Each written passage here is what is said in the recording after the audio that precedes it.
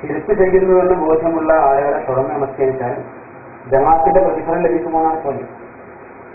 ലഭിക്കുമെന്ന് നമ്മൾ മനസ്സിലാക്കുന്നു എന്നാണ് ഞാൻ ഉത്തരം പറഞ്ഞത്.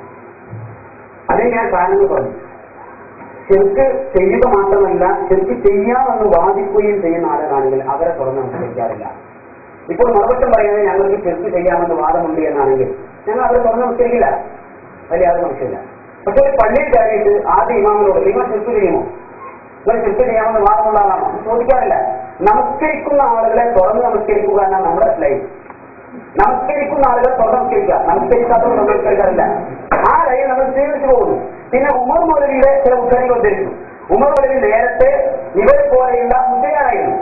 ആ മുസ്ലിയാരായ കാലത്ത് അദ്ദേഹം ആ മുസ്ലിയാക്കന്മാരുടെ കൂടെ ഇരുന്നുകൊണ്ട് ഏതെല്ലാം കാര്യങ്ങൾ നിർവഹിച്ചുവെന്നും അതിന്റെ ഗൗരവം എന്താണ് എന്നും കൂടെ കടന്ന് അദ്ദേഹത്തിന് നല്ല പരിചയമുണ്ട്. ആ പരിചയത്തിന്റെ അടിസ്ഥാനത്തിൽ കൂടെ കടന്ന് പരിചയമുള്ള ആളുകളെ കുറിച്ച് അദ്ദേഹം ആ പ്രയോഗം നടത്തിയിരിക്കുന്നുവെങ്കിൽ അത് അനുഭവം മാത്രമാണ് എന്ന് എനിക്ക് പറയാനുള്ളൂ. അത്തരത്തിലുള്ള അനുഭവം എനിക്കില്ലാത്തത് കൊണ്ടാണ് ഞാനത് പറഞ്ഞത്. ഞങ്ങളെ സംബന്ധിച്ചിടത്തോളം ആരെയും അന്ധമായി അനുകരിക്കേണ്ട ബാധ്യതയില്ല. അതുപോലെ തന്നെ അന്നനാട് വന്നിരിക്കുന്ന ലേഖനം ഇത്തരം ആളുകളെ കൊല്ലം നിർബന്ധമാണ് എന്നത് ഒരു അടർത്തിയെടുത്ത ഭാഗം മാത്രമാണ്. യഥാർത്ഥത്തിൽ ഇസ്ലാമിക ഭരണമാണ് നാട്ടിൽ. ഇസ്ലാമിക ഭരണം നടപ്പിലാക്കുന്നതിന്റെ ഭാഗമായി ശിക്ഷാവിധികൾ പറയുന്ന കാര്യങ്ങളുണ്ട്. ആ ഗണത്തിലേക്ക് കൂട്ടേണ്ടതുള്ളൂ. കാരണം വ്യഭിചരിക്കുന്ന ആളുകളെ കൊല്ലാമെന്ന് ഇസ്ലാമിന് വിധിയുണ്ട്.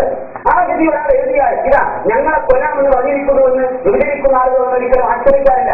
എന്നപോലെ തന്നെ ഇസ്ലാമിക സമൂഹത്തിൽ ഇസ്ലാമിന് പുറത്തു പോകുന്ന കാര്യങ്ങൾ നിർവഹിക്കുന്നവരെ അവരോടുള്ള ശിക്ഷാ നടപടികളെ കുറിച്ച് സംസാരിച്ചിട്ടുണ്ട്.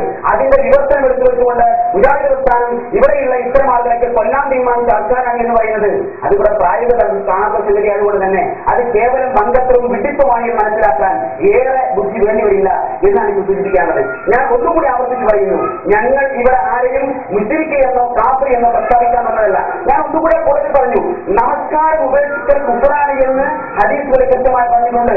നമസ്കാരം ഉപേക്ഷിക്കുന്നവരെ കാഫിർ എന്ന് വിളിക്കുവാൻ മറുപടി തയ്യാറാവില്ല. നമസ്കാരം ഉപേക്ഷിക്കുന്നവരെ കാഫിർ എന്ന് വിളിക്കുവാൻ മറുപടി തയ്യാറാവില്ല. മാത്രമല്ല അത്തരത്തിൽ ആളുകൾ നമസ്കരിക്കുമ്പോൾ എപ്പോഴെങ്കിലും നമസ്കരിക്കുകയാണെങ്കിൽ അവരെ തുറന്ന് നമസ്കരിക്കൽ പാടില്ല എന്നും അവർ പറയാറില്ല. അപ്പൊ അതുകൊണ്ട് നമസ്കാരം ഉപേക്ഷിക്കുന്നവരെ അവരെന്തുകൊണ്ട് കാഫിർ എന്ന് പറയുന്നില്ല. അതുപോലെ തന്നെയാണ് അറിഞ്ഞോ അറിയാതെയോ ശിർക്ക് വന്നു പോകുന്ന ആളുകളെ ഞങ്ങൾ മുസ്ലിക്കെന്ന് വിളിക്കാത്തത്. ഇതാണ് ഞങ്ങളുടെ നയം. ആ ഞങ്ങൾ മുന്നോട്ട് പോകുന്നു. ഒരു മനുഷ്യൻ നമസ്കരിക്കുന്നുവെങ്കിൽ ആ നമസ്കാരത്തിൽ പിന്തുടരുക. നമസ്കാരത്തിൽ ശിർക്കില്ലാത്തതുകൊണ്ട് ഞങ്ങൾ അവരെ പിന്തുടർന്ന് മുന്നോട്ട് പോകുന്നു. ഞങ്ങളുടെ നമസ്കാരത്തിൽ ഭാഗപ്പെടുന്നില്ല എന്ന് മനസ്സിലാക്കുന്നു. അങ്ങനത്തെ ഞങ്ങളുടെ നയം. അപ്പൊ അഹമ്മദ് ഖാദിയാനി എന്ന മാനസിക രോഗി അള്ളാഹുവിന്റെ റസൂലിന്റെ ശേഷം വേറെ ഒരു നബിയാണ് എന്ന് വിശ്വസിക്കുന്ന പച്ചക്കാപ്പുകളെന്ന് എല്ലാവരും അംഗീകരിക്കുന്ന അറിയാൻ നിസ്കരിക്കോ തുടരും. ശേഖരൂരിൽ തുടരും. അപ്പൊ നിസ്കരിച്ചാൽ മതി. നിസ്കരിക്കുന്നവരൊക്കെ തുടരും. ഇതന്നെയാണ് നിങ്ങൾ തമ്മിലുള്ള വ്യത്യാസം. ഞങ്ങൾ നിസ്കരിക്കുന്നവരൊക്കെ തുടരില്ല. നിസ്കരിക്കുന്ന ആള് എങ്ങനെ ഏത് പ്രസ്ഥാനത്തിന്റെ ആളാണ്, അവർ ഏത് ആദർശത്തിന്റെ ആളാണ്, അവർ ഏത് വിശ്വാസത്തിന്റെ ആളാണ് എന്നൊക്കെ പരിശോധിച്ചതിന് ശേഷമേ തുടരൂ. നിങ്ങൾക്ക് അങ്ങനെ ഒരു മാനദണ്ഡമല്ല. അതായത് പറയുന്നതൊന്ന്, ചെയ്യുന്നതൊന്ന്, പ്രചരിപ്പിക്കുന്നത് മറ്റൊന്ന്. ഇതാണ് നിങ്ങളുടെ നയം. ആ നയം ഇസ്ലാമിലില്ല. ഞാൻ വ്യക്തമായി ഓർമ്മപ്പെടുത്തുന്നു, കേരളത്തിലെ മുജാഹിദുകളുടെ ഉമർ മൗലവി മുസ്ലിയാരായിരുന്ന കാലത്ത് ബോധ്യപ്പെട്ട കാര്യം പറഞ്ഞു എന്നാണ് പറയുന്നത്. സഹോദരങ്ങളെ, ഉമർ മൗലവി മുസ്ലിയാരായിരുന്നപ്പോൾ ബോധ്യപ്പെട്ട കാര്യം പറഞ്ഞതിന് അംഗീകാരം കൊടുക്കുന്നവരാണ്. നിങ്ങൾ മുസ്ലിയാരായപ്പോൾ പറഞ്ഞ കാര്യമല്ലേ, അതുകൊണ്ട് നിങ്ങൾ പറഞ്ഞോ നിങ്ങൾ ചെയ്തോ എന്ന് പറഞ്ഞ് ഉമർ മൗലവിയെ വെറുതെ വിട്ടവര് ഇല്ല. കേരളത്തിലെ P K Moosa Maulavi Pulikkal, P Sayed Maulavi president, Kerala Jamiyyathul Ulama മുജാഹിദിന്റെ കേരളത്തിലെ പണ്ഡിത സംഘടനയുടെ president, K M Ibrahim Maulavi secretary Kerala Jamiyyathul Ulama, doctor M Usman president Kerala Duthal Mujahideen, K P Muhammad Maulavi secretary Kerala Duthal Mujahideen. ഇങ്ങനെ പ്രസ്ഥാനത്തിന്റെ കീഴിലുള്ള പണ്ഡിത സംഘടനയുടെയും ഉത്തരവാദപ്പെട്ട നേതാക്കളുടെ അംഗീകാരത്തോടെയാണ് പറയുന്നത്. യാ മുഹ്യദ്ദീൻ ശേഖരിക്കണേ എന്ന് ഒരു പ്രാവശ്യം തേടിയാൽ 4 പ്രാവശ്യം കാഫിറാകും. 4 പ്രാവശ്യം കാഫിറാകും. അൽമനാറിനെ സംബന്ധിച്ച് എന്താണ് സുഹൃത്ത് പറഞ്ഞത്? ഇത് എവിടെന്നോ അടർത്തിയെടുത്ത് വായിച്ചതാണ്. ഇതാ അൽമനാറിന്റെ ഒറിജിനൽ കോപ്പി ഞങ്ങളുടെ കയ്യിലുണ്ട്. അടർത്തിയെടുത്ത് വായിച്ചതാണെങ്കിൽ എല്ലാവർക്കും വായിച്ചു നോക്കാവുന്നതാണ്. ഇതിൽ പറഞ്ഞിട്ടുള്ളത് ഇസ്ലാമിക രാജ്യത്തെ ഹുക്കുമാണ് പോൽ ഈ നബി സല്ലല്ലാഹു അലൈഹി വസല്ലം തങ്ങളുടെ ഖബറിന്റെ അടുക്കലേക്ക് മഴ ചോദിച്ചുകൊണ്ട് ചെന്ന ജക്കരിയെ ബഹുമാനപ്പെട്ട ഉമർ ഫാറൂഖ് റളിയല്ലാഹു അൻഹു കൊല്ലാൻ പറഞ്ഞിട്ടില്ല. ഉമർ ഫാറൂഖ് റളിയല്ലാഹു അൻഹു അദ്ദേഹത്തിന്റെ പ്രവർത്തനം, അദ്ദേഹത്തിന്റെ വാക്ക് സ്വീകരിച്ചുകൊണ്ട് മഴക്കാലത്തുമായ പ്രവർത്തനം നടത്തുകയാണ് ചെയ്തിട്ടുള്ളത്. എന്നാൽ ഇവർ പറയുന്നത് ആരെങ്കിലും ഖബറിലേക്ക് പോയാൽ അവനെ കൊല്ലൽ നിർബന്ധമാണ്.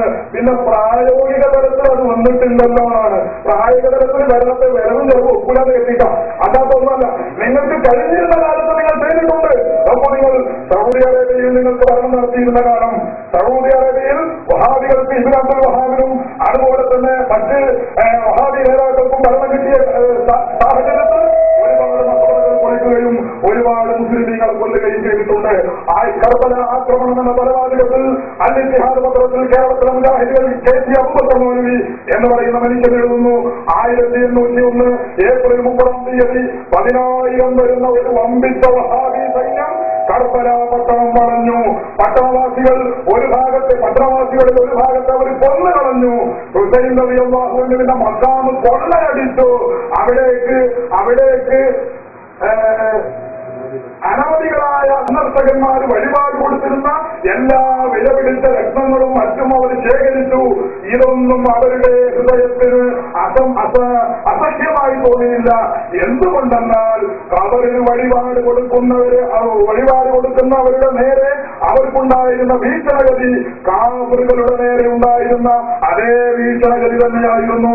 അത് മഹാത്മാക്കളോട് അവര് സുന്നത്തി വൽ-ജമാഅ വെച്ചു പുലർത്തുന്ന വിശ്വാസം, അതിന് കുറെ വ്യാഖ്യാനിച്ചിട്ട് ഞാനത് മറുപടി പറയുകയല്ല. ഏതായാലും ആശയം ഇതാണ്. കബറുകളിലേക്ക് മഹാത്മാക്കൾക്ക് അവരെ ബഹുമാനിച്ചുകൊണ്ട് അവരുടെ പേരിൽ മുതല കൊടുക്കുക, അതുപോലെ തന്നെ നേർച്ച നേടുക, ഇത്തരം പ്രവർത്തനങ്ങൾ നടത്തുന്ന ആളുകളെ ഒക്കെ കർബലയിൽ കൊന്നു. ഹുസൈൻ റളിയല്ലാഹു അൻഹുവിന്റെ മഖാം കൊള്ളയടിച്ചു. 10,000-കണക്കിന് മുസ്ലിമീങ്ങളെ കൊന്നു.